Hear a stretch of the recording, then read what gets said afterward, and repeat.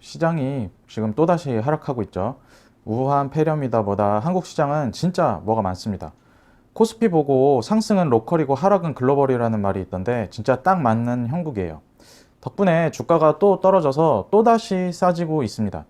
지금이 어려운 구간이고 주식 떨어져서 불편한 구간인 것은 맞는데 이런 때 공부했던 종목을 분할로 매수해서 들어가야 나중에 상승장 때 수익을 올릴 수가 있습니다. 항상 그랬어요. 불편하고 어려울 때 불편하게 매수를 하면 상승장에서 굉장히 큰 힘이 됩니다. 변전에서 수익 내고 경험치를 쌓은 사람하고 도망가서 그냥 구경한 사람은 당장의 성과뿐만 아니라 앞으로의 투자 트랙 자체가 달라지게 됩니다. 견뎌낸 경험과 그렇게 해서 수익 만드는 경험이 쌓여가면 점점 투자가 견고해진다고 생각을 하거든요. 지금 시기를 잘 견디고 잘 대처하셨으면 좋겠어요. 물론 미리 정해진 전략에 따라 비중을 미리 줄이고 다시 추가 매수를 하고 이런 사람들은 도망간 게 아니죠. 정해진 전략에 따라 움직였으니까요. 근데 정말 거의 대부분의 개인 투자자들은 전략 같은 게 당연히 없고 이런 이벤트 나오면 이미 폭락한 다음에 쫄아서 주식 팔기 바쁘거든요. 투자자 간의 궁극적인 성과 차이를 만들어내는 것은 대세 상승 기간이 아닙니다. 하락 기간에 내가 뭘 했고 어떻게 대응했느냐에 따라서 성과 차이가 발생합니다.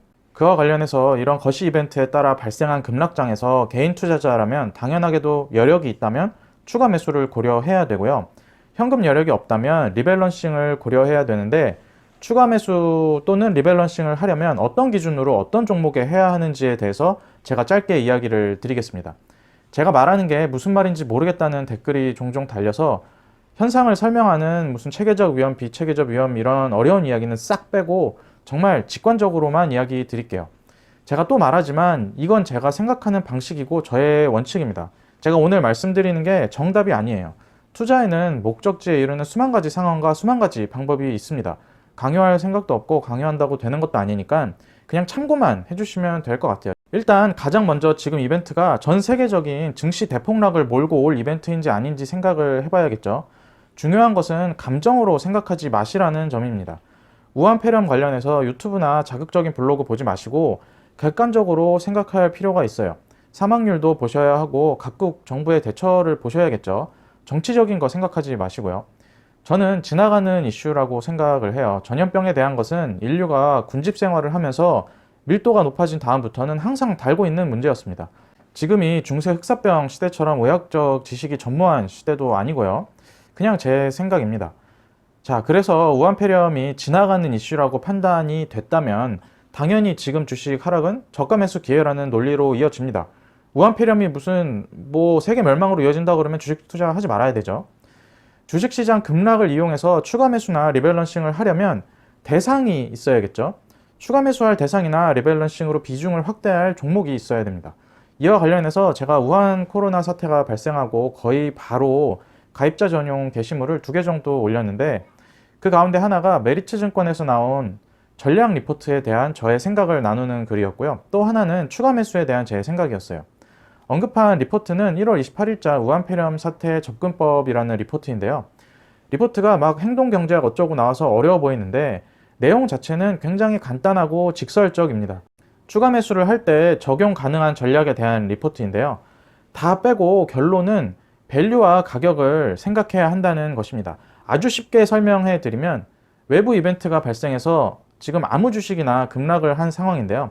잘 보시면 이벤트에 따라 실제 영업 실적이나 기업 펀더멘탈에 손상이 간 주식이 있고 전혀 상관없는데 가격만 빠진 주식이 있어요. 그리고 하나 더 섞어본다면 별거 없는데 테마 타고 급등한 주식이 있고요. 시장이 합리적이고 효율적이라면 폐렴이랑 상관없는 주식은 떨어지면 안 되고 타격받는 주식들만 떨어져야 합니다. 그런데 아시다시피 효율적 시장 가설은 단기에 있어서 작동하지 않아요. 단기의 시장은 절대 효율적이지 않습니다. 그래서 상관없는 주식들까지 전부 박살이 나고 있거든요. 리포트에도 나오는 이야기지만 기본적인 접근법은 매우 상식적입니다. 이벤트가 발생해서 영업실적에 손상이 갈 확률이 매우 높은 종목들보다는 아무 상관없는데 가격만 빠지는 주식을 매수하는 게 확률적으로 유리하다는 것이에요. 특히 제 생각에는 가격만 빠지는 종목들 중에 강력한 영업 레버리지를 바탕으로 호실적을 이어가던 종목을 매수하는 게 확률적으로 유리하다고 생각합니다. 개인 투자자에게 이 확률이란 게 정말 중요한데 이거에 대해서 말하면 또 길어지니까 이건 다음에 말을 한번 하고요. 자, 전염병이 발생하게 되면 타격을 입는 회사나 섹터가 어딘지는 이미 너무 명백하고 우리가 다 알고 있죠. 전염병이 당장 내일 모레 진정돼서 중국 관광객이 막 쏟아져 들어오는 게 아니니까 해당 섹터나 그 섹터 매출 의존도가 큰 회사는 타격이 있을 수밖에 없고요. 이런 기업들은 실적이 몇 분기 정도는 꺾이기 때문에 지금 가격 빠지는 것은 어떻게 보면 중기적으로는 좀 합리적이에요. 그런데 우한 폐렴이나 중국 관광객과는 아예 상관없는 기업들이 있거든요. 상관없는 기업들 중에서도 제가 바로 직전에 올려드린 PQC 영상을 보시고 PQC 측면에서 압도적이라고 생각하셨는데 이번 이벤트로 덩달아 가격이 빠지고 있는 기업들이 있다면 상식적으로 장이 회복하기 시작하면 당연히 후자가 수익 확률이 높을 거라는 예상을 할 수 있습니다. 100%다 뭐 이런 이야기가 아니고 잃을 확률이 적다는 거예요. 이번 장에서는 이런 종목을 노리는 것이 저는 좋다고 생각이 되거든요. 특히 기대감으로 오른 종목들 말고 실적이 실제로 찍히고 있는데 영업 레버리지가 강하게 나와서 실적이 찍히는데 이벤트 때문에 못 가거나 빠지는 기업이 생기면 매수 대상이라고 생각합니다. 그래서 아까 소개드린 그 메리츠 리포트에서는 간단하게 가치는 그대로인데 가격만 빠지는 섹터와 종목에 주목해야 된다는 것을 강하게 피력했어요. 저도 매우 동의하고요. 지금 영상 보시는 분들 중에는 마스크 만드는 기업들이 이렇게 가격과 가치 사이에 괴리가 발생한 기업이라서 매수해야 된다고 생각하시는 분들은 안 계시겠죠. 당연히 없다고 생각해서 따로 언급도 하지 않겠습니다. 그렇다고 이벤트에 직접적 영향을 받은 회사는 팔아야 되느냐? 지금 매도에 대한 이야기를 하는 건 아니죠. 이벤트에 직접적으로 영향을 받았지만 강력한 해자를 바탕으로 중장기에 걸쳐 가치가 회복될 것이 유력한 기업들도 매수 대상이 될 수 있다고 생각은 해요. 다만 이때는 확률을 조금 더 높이기 위해 가치보다 가격이 더욱 급격하게 훼손됐다는 판단을 개인이 직접 해야 되거든요. 쉽지 않은 판단일 수도 있습니다. 그래서 초보 투자자일수록 단순하고 직관적이고 확률 높은 투자를 하는 게 맞기 때문에 가치는 그대로인데 가격만 훼손된 종목을 대상으로 하는 게 맞다고 저는 생각을 계속 해요. 그리고 또 하나 말씀드릴 것은 가치는 그냥 그대로이거나 일시적 수혜가 예상되는데 가격이 테마에 얻어 걸려서 급등하는 경우가 있습니다. 이거는 저라면 당연히 수익을 실현해서 현금을 보유하면서 조금 전에 말씀드린 가치와 가격 사이 괴리가 벌어진 주식을 분할로 매수하는 데 활용을 할 겁니다. 저 같으면. 테마에 얻어 걸린 경우에는 자기와 합리화하면서 계속 눌러앉지 않는 게 바람직해요. 물론 내가 팔고 막 몇 배 더 갈 수는 있지만 어차피 테마이기 때문에 나의 영역이 아니라고 생각을 해야겠죠. 자, 그러면 추가 매수와 리밸런싱에 대해서 이야기를 해볼게요. 먼저 두 가지 방법에 있어서 공통적으로 생각해야 하는 사항을 말씀드리고 각각의 방법에 대해서 생각을 해보겠습니다. 공통점은 명확하고 직관적이에요. 딱 두 가지입니다. 먼저 첫 번째로 하락률에 집착하면 안 된다는 것입니다. 저도 그렇고 사람들은 본능적으로 손실을 피하고 싶어 하기 때문에 하락률이 큰 종목에 물타기를 해서 평단을 낮추려는 욕구가 있습니다.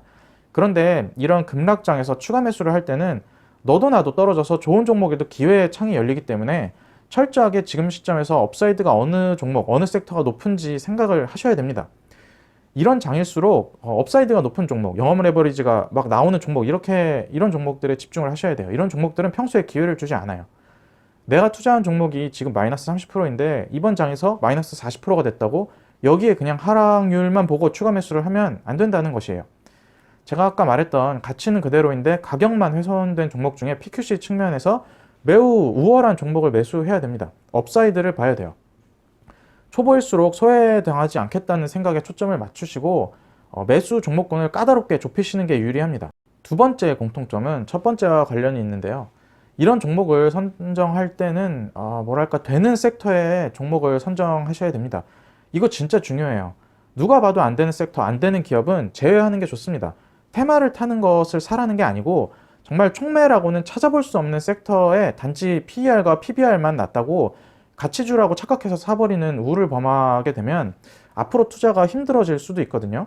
지금 우리나라는 인건비나 각종 제도, 세금 이런 것들로 인해서 인건비가 많이 들어가거나 전방 산업 수요가 탄탄해야지만 먹고 사는 그 중후장대 제조업 섹터가 굉장히 힘들거든요. 이런 섹터에 역발상이라고 들어가면 앞으로 투자가 막 힘들어질 수도 있습니다. 역발상은 그냥 단순하게 반대로만 가는 게 역발상이 아니고 독자적으로 생각하는 걸 말하는 것이에요. 종목을 선택하실 때 업황이나 그 섹터의 경쟁력, 그 회사의 해자와 협상력, 산업의 흐름 뭐 이런 것들을 전체적으로 꼭 한번 생각해 보시고 종목을 선택하셨으면 좋겠습니다. 이렇게 종목에 대한 기준을 장착하고 대상 종목을 선정하셨다면 이제 현금이 있으신 분들은 추가 매수를 할 것이고 현금이 없는 사람들은 리밸런싱을 시도할 것인데요. 제가 각각 몇 가지만 제 생각을 말씀드릴게요. 일단 추가 매수에 있어서 중요한 것은 분할을 해야 된다는 것입니다. 흥분하면 안 되고요. 현금을 한 방에 털어 넣어서도 안 됩니다. 그리고 정말 주의해야 되는 게 바닥 잡겠다는 생각은 더더욱 하시면 안 돼요. 제가 예전 영상에서 자주 말하던 것인데 마켓 타이밍은 아무도 알 수가 없거든요. 방향성을 잡겠다는 생각을 하지 마시고 철저하게 분할로만 대응을 하는 것이 초보자한테는 좋습니다. 그렇지 않으면 너무 이른 시기에 가진 현금을 모두 쏟아붓고도 평단을 만족스럽게 내리지 못할 가능성이 많습니다. 그럼 어떻게 분할을 해야 되느냐? 이것도 가입자 게시글에 간단하게 올렸던 건데 기간과 금액을 모두 분할해서 기계적으로 접근하는 게 좋다고 생각을 해요. 특히 초보일수록 이렇게 하는 게 확률이 높습니다. 예를 들어서 내가 가진 돈이 1,000만 원인데 과거 전염병 발병해서 시장에 타격을 주고 다시 안정화된 기간이 넉넉 잡아 한 2달이었다. 뭐 그렇다고 생각을 하면 이번에도 2달 동안 매수를 하겠다라고 전략을 세워야겠죠. 매달 500만 원씩 매수하는 겁니다. 이걸 더 세분화해서 매주 125만 원씩 더 잘게 쪼개면 매일 25만 원씩 정해놓은 종목을 사는 거예요.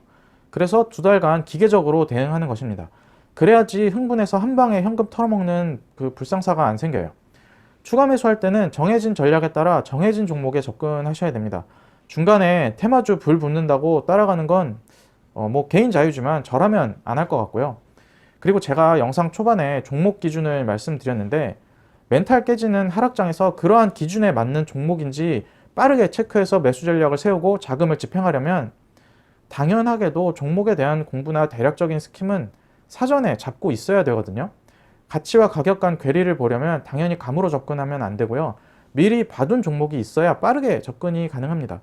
공부가 안 돼 있으면 그냥 무섭기만 해서 추가 매수를 할 수 없고 한다고 해도 이벤트가 심해질 때 견디질 못해요. 공부가 매우 중요한 것이 이번 하락장에 다시 한번 확인이 되죠. 그리고 보유 현금이 없어서 리밸런싱을 한다고 하면 가장 중요한 것이 딱 하나 있습니다. 리밸런싱이 종목 간 비중을 조절한다는 것이잖아요.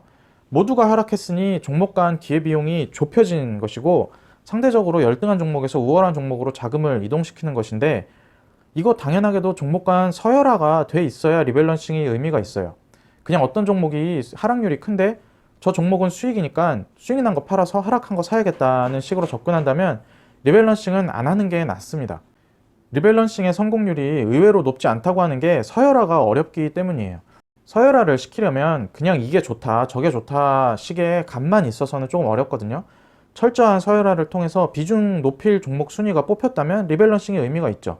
서열화가 어렵고 어느 종목 비중 줄이는 걸 결정하기도 어렵다면 그냥 놔두는 것도 방법입니다. 거시 이벤트는 지나갑니다. 코로나 바이러스가 지금 엄청 큰 악재처럼 들리고 유튜브에서 자극적 영상들로 불안감을 부추기니까 곧 대유행이 시작해서 인류가 멸종할 것처럼 확대 재생산하고 있는데요. 너무 신경 쓰지 마시고 종목 공부를 하시는 게 낫다고 생각돼요. 2017년, 18년, 19년 하락장에서 시장이 빠질 때마다 저가 매수 기회로 삼은 사람들은 불편하고 힘들고 짜증나는 장이지만 시장을 능가하는 수익을 올릴 수 있었습니다. 시장은 항상 그랬던 것처럼 또 한 번 기회를 주고 있어요. 불편할 때 불편한 마음으로 불편하게 분할 매수하면서 기다리시면 시장이 반전될 때 큰 수익으로 돌아올 거라고 생각을 합니다. 이런 경험들이 모이고 모이면 점점 노련한 투자자가 되겠죠. 잔잔한 바다는 노련한 선원을 만들지 못한다고 하잖아요. 다시 이야기 드리지만 하락장에서의 경험과 대처가 투자자 간의 궁극적인 성과 차이를 만들어냅니다. 상승장 모든 종목이 개나 소나 다 오를 때는 성과 차이가 벌어지지 않아요. 다들 원칙을 지키면서 이번 하락장을 잘 견뎌 나가셨으면 좋겠습니다. 그리고 너무 자극적인 영상들 찾아보면서 자꾸 멘탈 털리지 마시고 원칙으로 공부하시면서 계속 투자 이어 나가셨으면 좋겠습니다. 오늘 여기까지 봐주셔서 감사합니다.